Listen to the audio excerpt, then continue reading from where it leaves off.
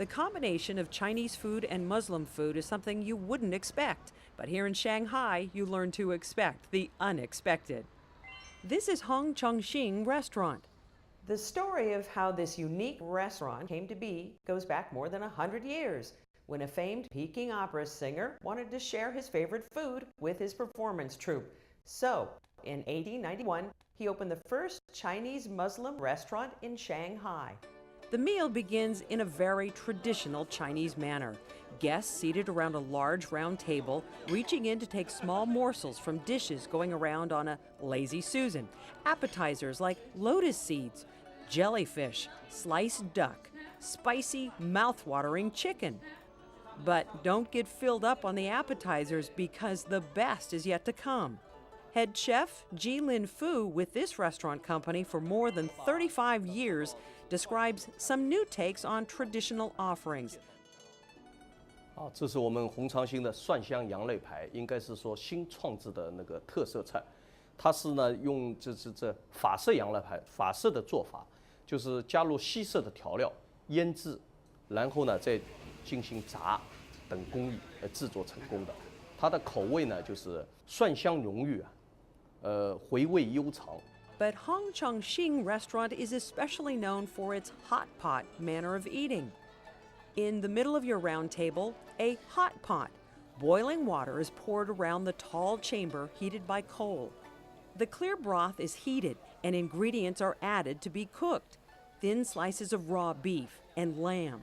这是我们上脑顶级羊肉。为什么叫上脑顶级羊肉呢？也就是说80斤左右的羊肉，对吧？最多就只能做2盘这个肉。我们1盘是4两，也就8两肉。它的主要部位呢就是间隔肉。In just a few seconds, when the meat is quick-boiled and no longer red, it's ready. Take it out, dip it in sesame sauce, and savor. The hot pot method of cooking dates back many centuries. Now it's popular throughout China, and every region has its own unique style. This manic kitchen is typical of a busy Chinese restaurant. What makes it typically Muslim in keeping with Islamic belief? Carefully prepared ingredients, especially beef and lamb, are of high quality. A special prayer is said over them. Serving them extra fresh makes them extra tender and flavorful. 这个呢是热气涮羊肉，是每天都是新鲜的，没有经过冷冻的。就是什么概念呢？就是每天早晨4点钟以后，把羊给宰杀了以后，是手工切出来的，它呢特别的肥嫩。Besides hot pot ingredients, Chef Ji creates beautifully prepared Muslim dishes inspired by the original meals 100 years ago, but tailored to reflect the growing desire for food that is healthful and nutritious. 爆汁牛主筋，它是选用的牛的，就是后腿部的主筋制作的，样子呢有点像海参，用的调料呢是用鲍鱼汁，所以说呢口感糯软嫩，营养相当丰富，含有就是丰富的胶原蛋白啊。One hot pot for the whole table is the tradition, but there's a new trend: individual pots for guests who prefer their own personal hot pot bowl. The individual pots are ornately decorated, as is the entire restaurant. You'll see hints of Muslim decor, but you're always reminded that you are in China.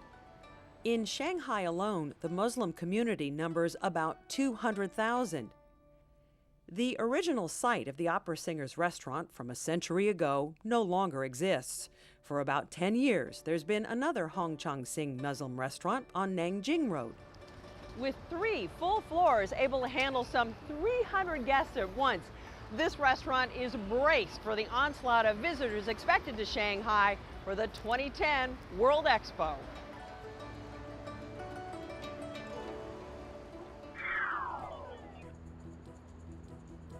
Shanghai has risen to new heights, and this restaurant on the Bund, called New Heights, epitomizes all that means. From their terrace, you can witness the new heights of its skyline growing every day. Even their logo speaks for itself. Denny, your restaurant is pretty hip, yet it's in a historic area. Correct. It's in a historic building. The whole Bund basically is an historic, but We're a very trendy and temporary place, which is very a place to be seen, a place to be partying in Shanghai. We talked with the general manager, Danny Van Elton, about this restaurant, opened at 3 on the Bund in 2004. I think, of course, the scene with the Bund is a very touristical place, so we have a lot of tourists. We have a lot of local residents, Chinese, and also foreigners who live in Shanghai and just want to be at the best place in Shanghai. The setting is modern yet warm, with blonde wood floors and chrome seating. There is a wooden terrace with a 270-degree unobstructed view of the Pudong district to the east of the Huangpu River. This neoclassical 1916 building has been renovated and transformed. Inside the cupola, there are 2 dining rooms for more private dining, perhaps even a proposal.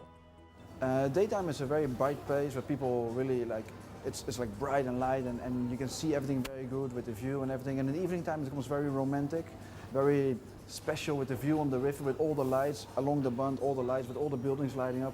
But it gives a special feeling and a very romantical, magical feeling, I would almost say. Come in for a cocktail or some organic coffee, a smoothie or an entree. New Heights is open from 11 a.m. for lunch and weekend brunch until the DJ dancing ends at 2 a.m.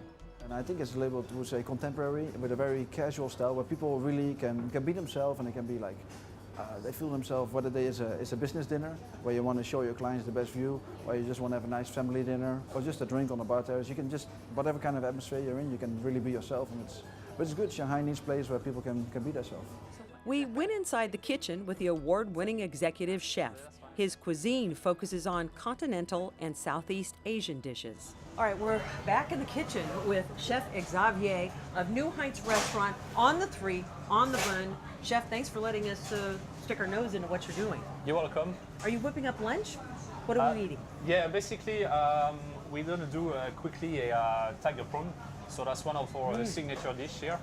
It's a nice, really nice tiger prawn rolled in prawn cracker powder. Cracker, okay, a powder. Okay, and we're going to accommodate it with a simple sliced mango, cucumber salad with chili. Chef, can I ask you, are these typical ingredients for Shanghai, or do you do kind of a French fusion? This one is definitely the easiest thing you can find in Shanghai.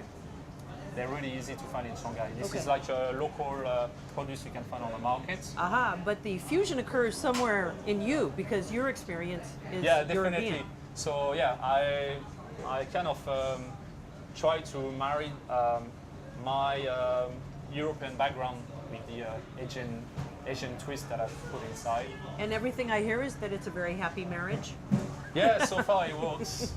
Now this is a foodie's haven, right? Yeah, it is. I mean, there are some 30,000 restaurants in Shanghai. Hard to compete. Well, you have to be the best. No, basically, now the food has to be right. This is, the number one, the best, the number one priority. You need also to be flexible in what you do, sure, and available to the customers. Not everybody likes, things. We need to be able sometimes to just fix something completely different on the spot if they ask to us.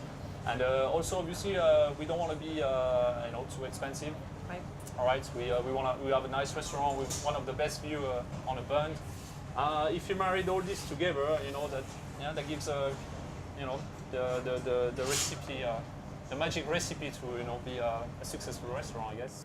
Chef, I wonder, are you prepared to handle the onslaught of people that are going to be coming for the World Expo? Yeah, yes, we are. We definitely very excited about it, and here for this place, we don't have any concern really because we've been really busy. So for us, it's just an everyday routine. Right. Yeah. Anything special just for that time period, or is the menu updated every day? No, I don't think we're going to be able to update every day, but we're going to try to change, quite often, that's for sure, because people are here. I mean, the expo is there for a good 6 months, so obviously, we like to change the menu every 2 months. Simple but beautiful. That's how we do the dish, basically. Lovely. Yeah, this is great. So basically, this one we just do a little bit of balsamico reduction. Okay. Very pretty. That's the après there, the halibut. That's the halibut. So basically, it's a spice crust halibut, which is pan fry, and then this is a lemongrass and tomato broth. Beautiful. Some shiitake, cherry tomato, and some snow peas. I mean, coriander, chili salad. Fantastic. Now, the good part. Time to taste it. Almost too beautiful to eat. What do you suggest we dive into first? Well, I suggest you can start by the tiger prawn since it's in front of you and ready to be tested. So basically, yeah, the tiger prawn coated in a shrimp powder that we have deep fried, and that goes with the cucumber salad. What do you think? Very nice. Yeah. I see what you mean. You need it all together. Yeah. Now you can have the tuna tataki, guacamole. Like this? Yeah, They that's put right. a little bit of the crunchy in there, And that's it. and You then got just- everything. You got everything there. Here it goes.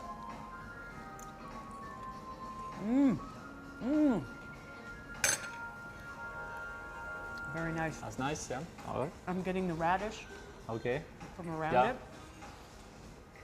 And the fish, very fresh. I mean, And the guacamole. guacamole. I haven't had guacamole since I've been here. Very nice. This is a spice crust halibut. So, do you actually feel So fresh.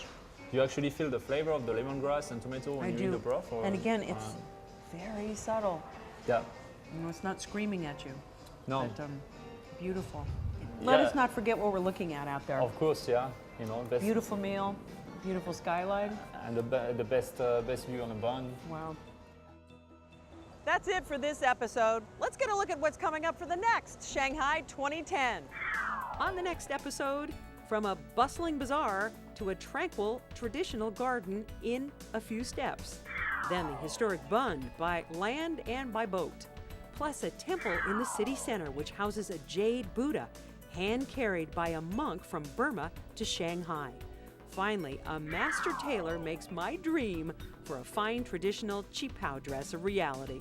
That and much more coming your way on the next episode of Shanghai 2010. From Nanjing Road in Shanghai, I'm Vicki Liviakis. Join us again next time. See you then.